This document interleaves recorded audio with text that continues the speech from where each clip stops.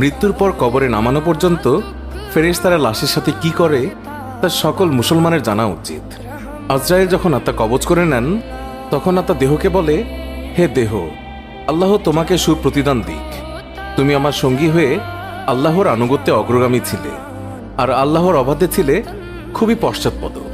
তুমি আমার পক্ষ থেকে মুবারকবাদ গ্রহণ করো, কেননা আজ তুমি নিজেও মুক্তি পেয়েছ আর আমাকেও নাজাত দিয়েছ। এইভাবে দেহ আত্মাকে মুবারকবাদ দেয়। মুমিন বান্দার মৃত্যুতে জমিনের যেই সকল অংশে সে ইবাদত করত সেগুলো কাঁদতে থাকে। আকাশের যেই সকল দুয়ার দিয়ে তার নেক আমল উপরে উঠত সেই সকল দুয়ার তার জন্য কাঁদতে থাকে। যে দরজা দিয়ে তার রিজিক নেমে আসতো সেই দরজাও কাঁদে।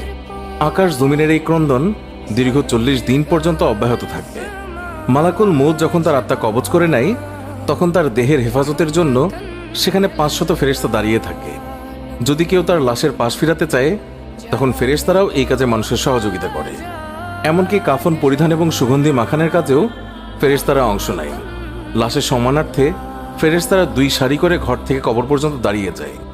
জানাজা পর্যন্ত অতিক্রম করে তখন তারা অভ্যর্থনা জানায়, তার জন্য ক্ষমা প্রার্থনা করে। মুমিনের মর্যাদার এই অবস্থা দেখে ইবলিস এত জোরে চিৎকার করে ওঠে যে তার দেহের হাড়ের কোনো কোনো গ্রন্থির বন্ধন এই সময় ছিঁড়ে যায়। সে আক্ষেপের সাথে তার সঙ্গীদের বলতে থাকে, তোমাদের সর্বনাশ হোক, এই বান্দা তোমাদের ফাঁদ থেকে কিভাবে ফসকে গেল। ইবলিসের সঙ্গীরা বলে, এ নিষ্পাপ ছিল, তাই আমাদের ফাঁদে আটকায়নি।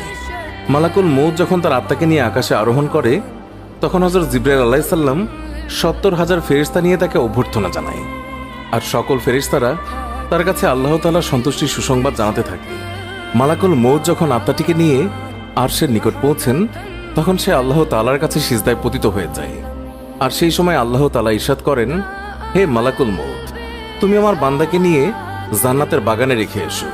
তারপর তাকে কবরে নামার পর নামাজ তার ডান দিকে এবং রোজা তার বাম দিকে এসে দাঁড়িয়ে যায়। আল্লাহর রিজিক এবং কোরআন তেলাওয়াত এসে দাঁড়িয়ে যায় তার সিধানের দিকে। পায়ের দিকে দাঁড়িয়ে যায় জামাতের সাথে নামাজ পড়ার জন্য মসজিদের দিকে গমন। আর তার ধৈর্য কবরের এক কোনায় অবস্থান নেয়। এই সময় আল্লাহ তাআলা তার কবরে আযাবের একটি অংশ প্রেরণ করেন।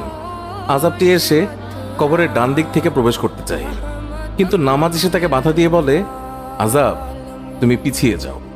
খোদার কসম, এই বান্দাটি সারা জীবন কষ্টে ছিল। কবরে আসার পর তার কিছুটা আরাম মিলেছে। রাসূলুল্লাহ সাল্লাল্লাহু আলাইহি ওয়াসাল্লাম বলেছেন, আযাব যখন ডান দিক থেকে সরে গিয়ে বাম দিকে যায়, ডান দিকে রোজা নামাজের মতো আযাবকে জবাব দিয়ে প্রতিহত করে। আযাব এবার মাথার দিক থেকে আসতে চেষ্টা করলেও একই রকম জবাব আসে। মোট কথা, আযাব যে দিক থেকেই আসতে চায় সেই দিক থেকেই তার জন্য প্রতিবন্ধকতার সৃষ্টি হয়। অবশেষে আযাব যখন দেখে আল্লাহ তাআলার এই নেক বান্দার আমল সব দিক থেকেই তার জন্য প্রতিবন্ধকতার দেয়াল সৃষ্টি করে রেখেছে তখন সে ফিরে যায়। আর সেই সময় সবর ওঠে নেক আমল সমূহকে বলতে থাকে, এই আযাবের প্রতিরক্ষায় আমি এই জন্য আসিনি যে মূলত তোমাদের শক্তির পরিমাণ দেখা আমার উদ্দেশ্য ছিল। আমি যদি তাকে প্রতিহত করতে ব্যর্থ হতাম তাহলে আমি অবশ্যই এসে এই বান্দাকে আযাব থেকে রক্ষা করতাম। তোমরাই যখন যথেষ্ট হয়ে দাঁড়ালে তখন আমি এই বান্দার জন্য অতিরিক্ত সঞ্চয় হয়ে রয়ে গেলাম। পুলসিরাত আর মিজানে আমি তার কাজে আসব। এরপর এই বান্দার কাছে 2 জন ফেরেশতা আসে যাদের চোখ নীল বর্ণের, আওয়াজ ভয়ঙ্কর, গরুর শিঙের ন্যায় দাঁত এবং তার শ্বাসের সাথে নাসা রন্ধ্র দিয়ে অগ্নিশিখা বের হয়। ফেরেশতাদের উভয়ের কাঁধের মধ্যবর্তী স্থান খুবই প্রশস্ত। তারা মুমিন বান্দা ছাড়া কারো উপর দয়া করতে জানে না। 2 জন ফেরেশতাকেই মুনকার নাকির বলা হয়। এদের হাতে একটি হাতুড়ি থাকে। এটি এতই ভারী যে সকল মানব দানব মিলে একত্রিত হলেও তা উত্তোলন করতে সক্ষম হবে না। এই 2 জন ফেরেশতা কবরে প্রবেশ করে লাশকে বলে, উঠে বসো। লাশ তৎক্ষণাৎ উঠে বসে যায় এবং কাফনের কাপড় খুলে যায়। ফেরেশতা তখন জিজ্ঞাসা করেন, তোমার প্রভু কে, তোমার ধর্ম কি এবং তোমার নবী কে? এর জবাবে সে বলে, আমার রব হলেন আল্লাহ তাআলা, যার কোনো অংশীদার নেই। আমার ধর্ম ইসলাম, আর হযরত মুহাম্মদ সাল্লাল্লাহু আলাইহি ওয়াসাল্লাম হলেন আমার নবী। তারপর আর কোনো নবীর আগমন হবে না। ফেরেশতারা জবাব শুনে বলল, তুমি সত্য বলেছ। অতঃপর কবরকে চারদিক থেকে প্রশস্ত করে বলেন, তুমি উপরের দিকে একটু তাকিয়ে দেখো। সে উপরে তাকায়। তখন আকাশের শেষ সীমানা পর্যন্ত তার চোখের সামনে ভেসে ওঠে। ফেরেশতারা বলেন, হে আল্লাহর বন্ধু, এটা তোমার আবাসস্থলের ঠিকানা। আল্লাহর আনুগত্যের বিনিময়ে তুমি এটা পেয়েছ। বর্ণনার এই পর্যায়ে এসে রাসূলুল্লাহ সাল্লাল্লাহু আলাইহি ওয়াসাল্লাম বলেন, এই সত্তার কসম যার মুঠোয় আমার প্রাণ। মুমিন বান্দার তখন এতই আনন্দ অনুভূত হয় যা কখনো শেষ হবার নয়। অতঃপর ওই বান্দাকে আবার নির্দেশ দিয়ে বলা হয় যে তুমি নিচের দিকে দেখো। নিচের দিকে যখন সে তাকায় তখন সে দোজকের শেষ সীমানা পর্যন্ত তার দৃষ্টির গোচরে চলে আসে। ফেরেশতা তখন তাকে বলে, হে আল্লাহর প্রিয় পাত্র, এই ভয়ানক নরক থেকে তুমি নাজাত পেয়েছ। রাসূলুল্লাহ সাল্লাল্লাহু আলাইহি ওয়াসাল্লাম ইরশাদ করেছেন, ওই বান্দার এই সময় এমন পুলক হয় যা কখনো সমাপ্ত হবার নয়। অতঃপর স্বর্গের ৭৭টি দরজা তার জন্য উন্মুক্ত করে দেয়া হয়। এইসব দুয়ার দিয়ে জান্নাতের সৌরভ এবং সুশীতল সমীরণ তার কবরে পৌঁছতে থাকে এবং ততদিন পৌঁছাবে যতদিন সে কবরে থাকবে। রাসূলুল্লাহ সাল্লাল্লাহু আলাইহি ওয়াসাল্লাম আলোচনার ধারাবাহিকতা অব্যাহত রেখে বলেন, এরপর আল্লাহ তাআলা মালাকুল মউতকে নির্দেশ দিয়ে বলেন, তুমি আমার দুশমনের নিকট যাও এবং তাকে আমার কাছে নিয়ে এসো। আমি প্রাচুর্যের সাথে তাকে রুজি দিয়েছি, সীমাহীন নিয়ামতের বাড়িপাত করেছি তার উপর, কিন্তু সে আমার সাথে শুধু অবাধ্যতাই করে ফিরেছে।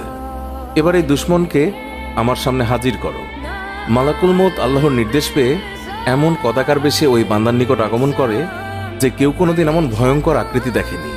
তার 12টি চোখ থাকে, তার কাছে এমন একটি লৌহ শলাকা থাকে যার শাখা ও কাঁটা বিশিষ্ট। মালাকুল মউতের সাথে আরও 5 জন ফেরেশতা থাকে।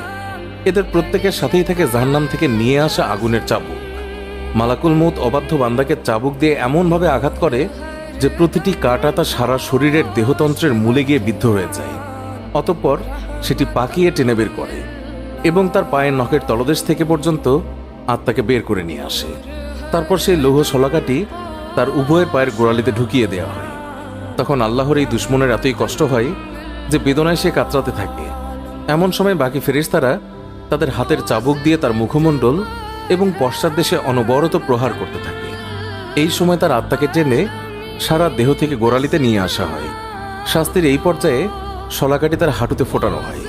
তখন সে বেদনায় ছটফট করতে থাকে। এমন সময় ফেরেশতারা আবার আগুনের চাবুক দিয়ে তার মুখ এবং নিতম্বে মারতে শুরু করে। হাঁটু থেকে শলাকাটি বের করে ঢুকানো হয় তার নিতম্ব দেশে, অতঃপর বুকে এবং সবশেষে কণ্ঠনালীতে, তারপর পূর্বের মতোই সেটিকে টেনে বের করা হয়। এরপর ফেরেশতারা জাহান্নাম থেকে সংগ্রহ করা অঙ্গার তার থুতনির নিচে বিছিয়ে দেয় এবং বলে, হে অপবিত্র আত্মা, তুমি বেরিয়ে এসো। তুমি থাকবে প্রখর বাষ্পে, উত্তপ্ত পানিতে এবং ধূম্রকুঞ্জের ছায়ায়, যা শীতল নয় এবং আরামদায়কও নয়। সূরা ওয়াকিয়া আয়াত 42 থেকে 44। মুসনাদে আবি ইয়ালা। আল্লাহ আমাকে এবং সবাইকে বুঝ দান করুন, আমিন। পোস্টটি ভালো লাগলে বন্ধুদের সাথে অবশ্যই শেয়ার করতে ভুলবেন না। ধন্যবাদ সবাইকে।